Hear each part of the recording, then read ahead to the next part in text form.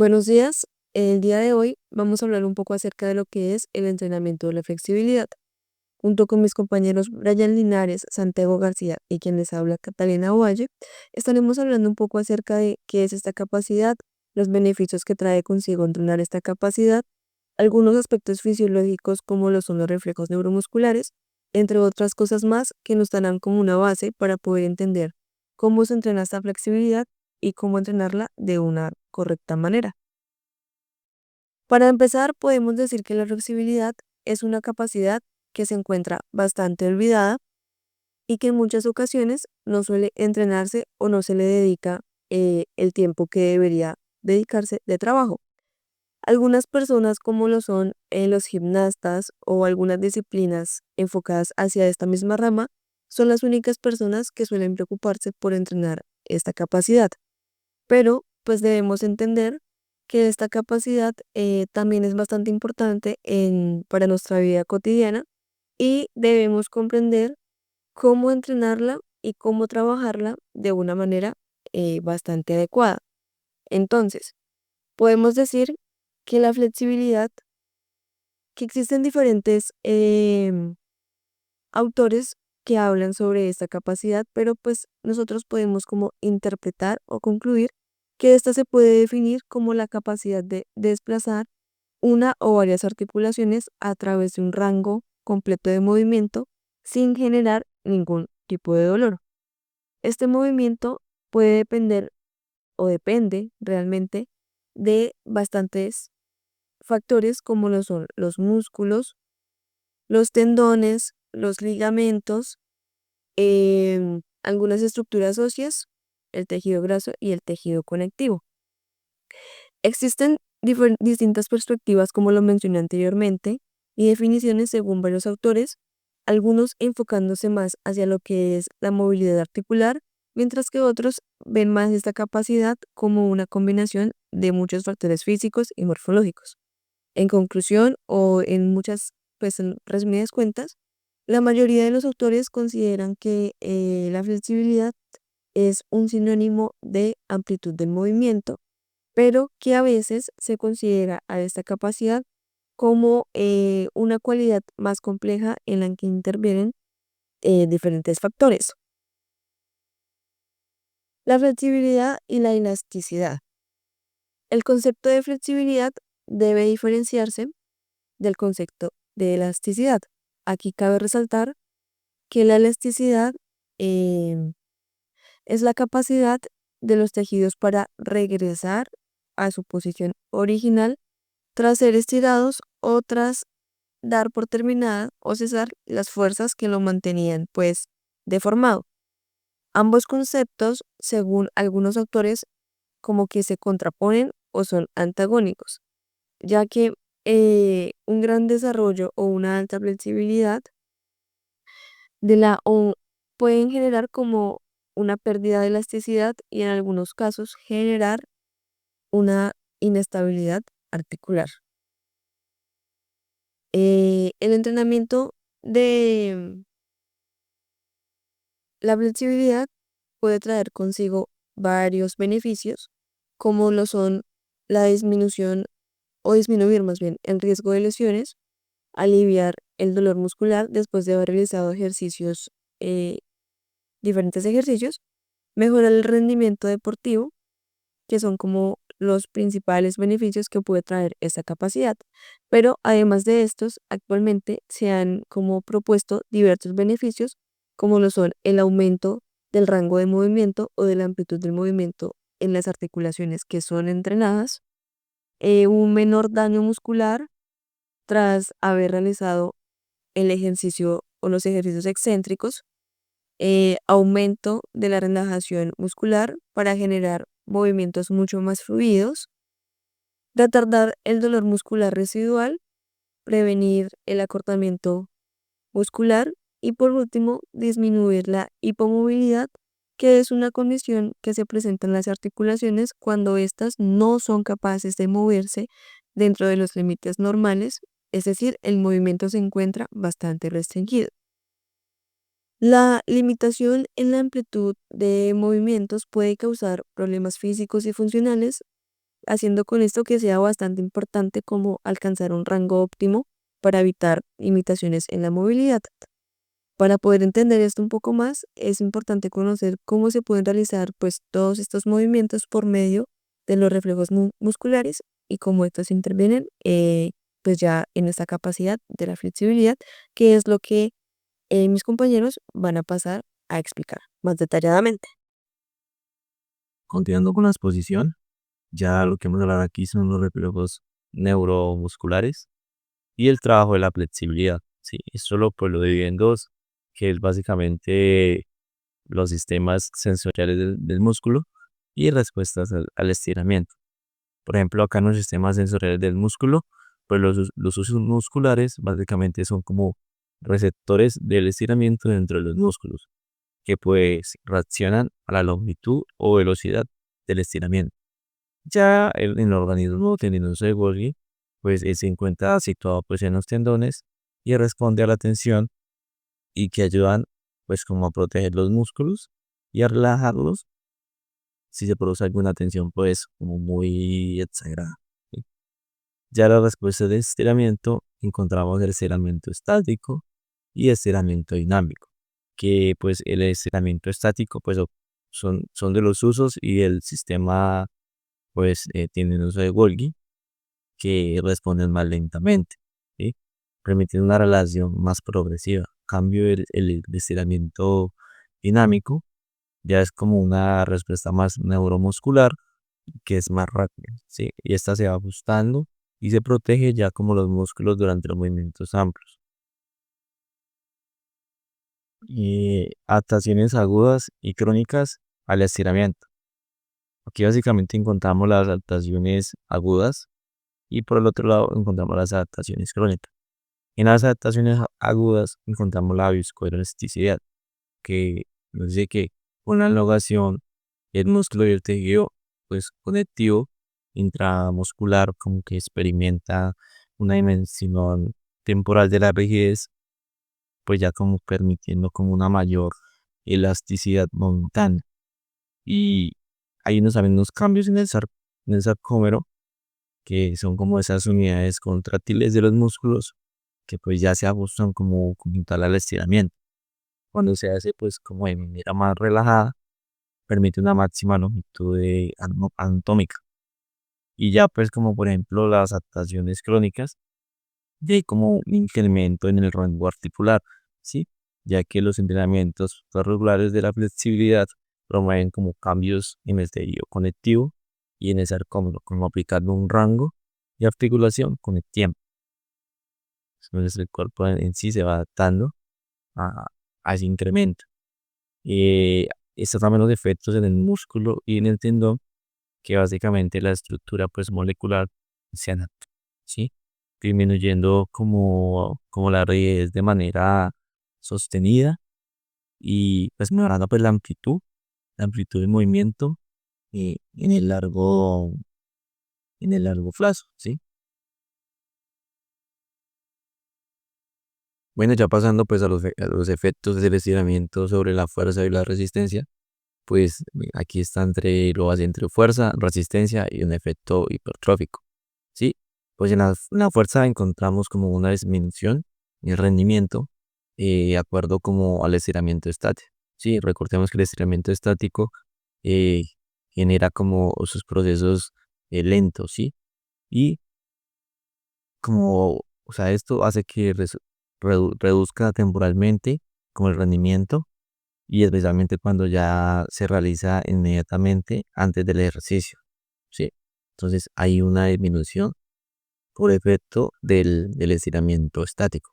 Cambia la resistencia, si tiene una mejoría porque pues el costo energético al correr es positivo. Por ejemplo, el estiramiento puede como optimizar el costo energético a la hora de correr, disminuyendo pues la resistencia pasiva en el movimiento. Y hay un efecto hipertrófico, ya que pues la inclusión de estiramiento en programas prolongados pues de fuerza puede contribuir como al estímulo eh, para la síntesis proteica, ¿sí?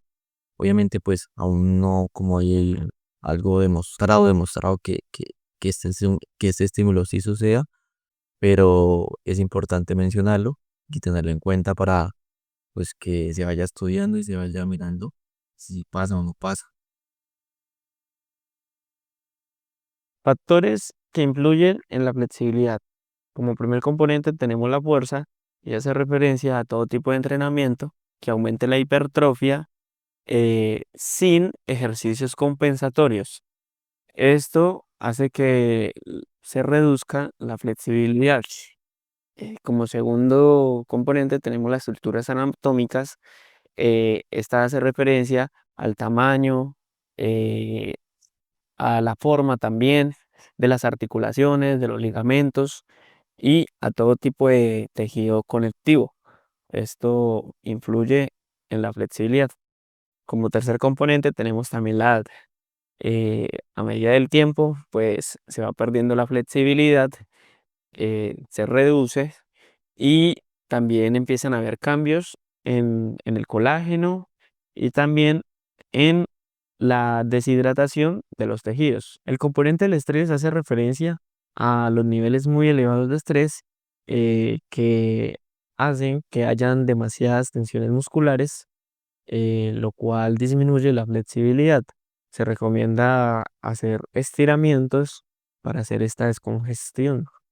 En el componente del sexo, bueno, hace referencia a que las mujeres normalmente siempre tienen más flexibilidad, especialmente en la región pélvica. Bueno, esto es debido a los cambios hormonales. En el siguiente componente que tenemos la temperatura de los tejidos, hace referencia a que el aumento de la temperatura va a permitir, va a facilitar un mayor rango de movilidad, ¿sí? Y también va a disminuir, pues, las lesiones. Y finalizando en el componente de hábitos y costumbres, este hace referencia como a las posturas que normalmente tenemos durante nuestra vida cotidiana. Puede ser en el trabajo, de qué manera, pues, estamos ubicados, si hemos estado todo el día sentados o cosas así. Un ejemplo puede ser eh, en más que todo en los países del oriente, allá practican mucho yoga, entonces este tipo de costumbres o hábitos que ellos tienen eh, hacen que la flexibilidad permanezca un poco más a comparación de los que no practican diferentes ejercicios que le ayuden. La evaluación de la flexibilidad.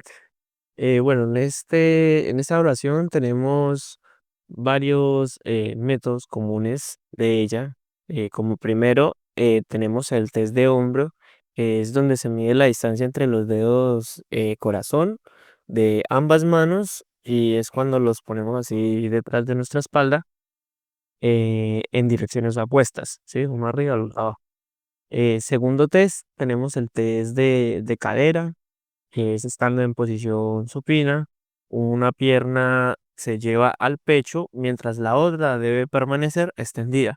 Si la cadera se llega a elevar, este puede indicar un acortamiento del psoas ilíaco, ¿vale? Como tercer test tenemos el test del cuádriceps. Estando boca abajo, se flexiona la pierna llevando el talón hasta el glúteo y de ahí se mide la flexibilidad del cuádriceps. El test de los gastronemios se mide en posición supina con la pierna elevada.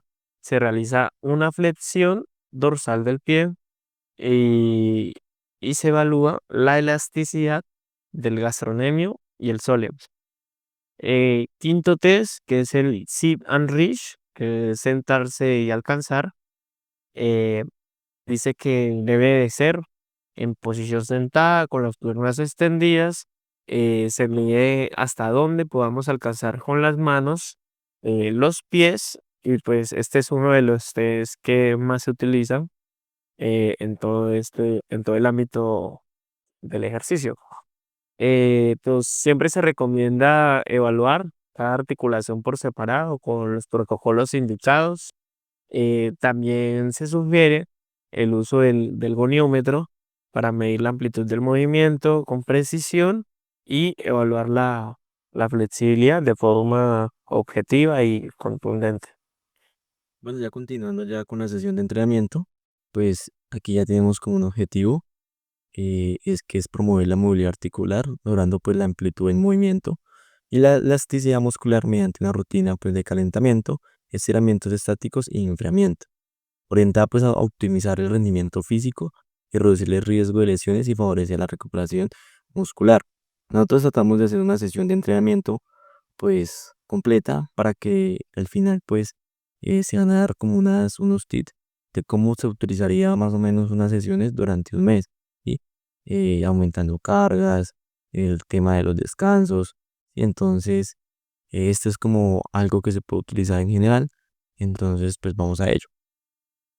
Primero pues tenemos el calentamiento, que el calentamiento puede durar 15 minutos, ya depende de ustedes. Calentamiento lo pusimos como un trote ligero, que pues ya aquí se ejecuta como un trote más suave, y a una intensidad súper baja, pues también permitiendo como esa conservación de no agitarse, ¿sí? Y la idea es que con el trote aumentemos un poquito el flujo sanguíneo para así promover un poquito como la elasticidad muscular.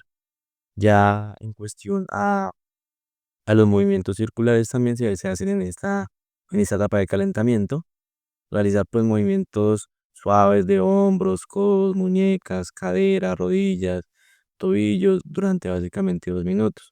Así pues promoviendo como la lubricación articular para pues prevenir esas lesiones en el entrenamiento. Ya en la etapa central, básicamente nos vamos a enfocar en esos entrenamientos que pueden ser dinámicos o estáticos, ¿sí? Y como los venía mencionando antes en los conceptos, pues sabe que hay unos beneficios tanto dinámicos como estáticos. Entonces ya mi compañera Catalina nos va a explicar muy bien esa etapa pues central, ¿sí? Y al final, en la finalización, pues daremos como esos tips que se pueden utilizar para ejecutar otras sesiones de entrenamiento durante el mes para seguir con esa secuencia, ¿sí? Eso se puede utilizar para por medio pues para cualquier deporte. eh, Muchas veces estas sesiones o la capacidad de la flexibilidad no se toma muy en cuenta. Y pues si lo vemos a, a temas de beneficio, tenemos demasiados beneficios y podríamos tener una gran ventaja en cualquier competencia. Entonces ya pasamos a lo que es la etapa central.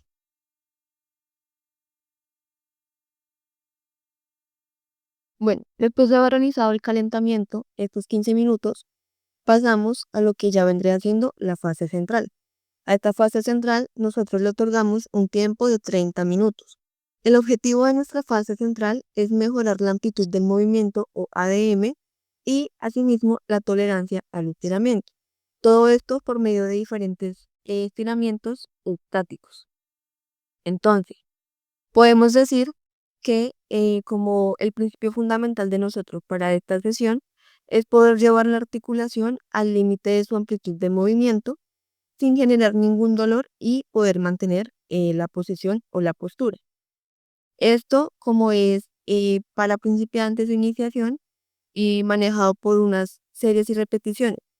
3 series de 15 segundos por cada ejercicio o cada postura.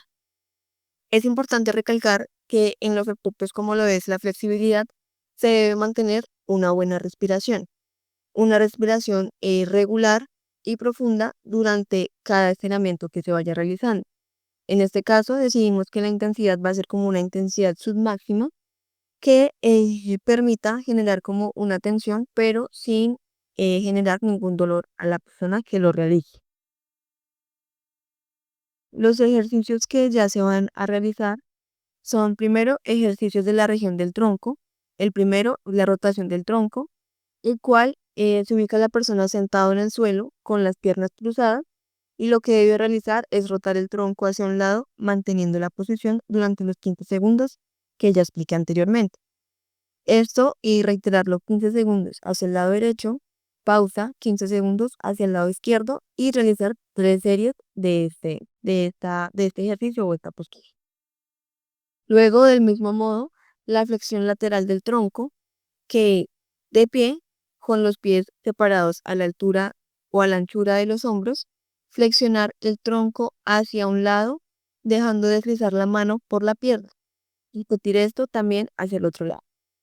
Luego, ya encontramos ejercicios de la región de los miembros superiores.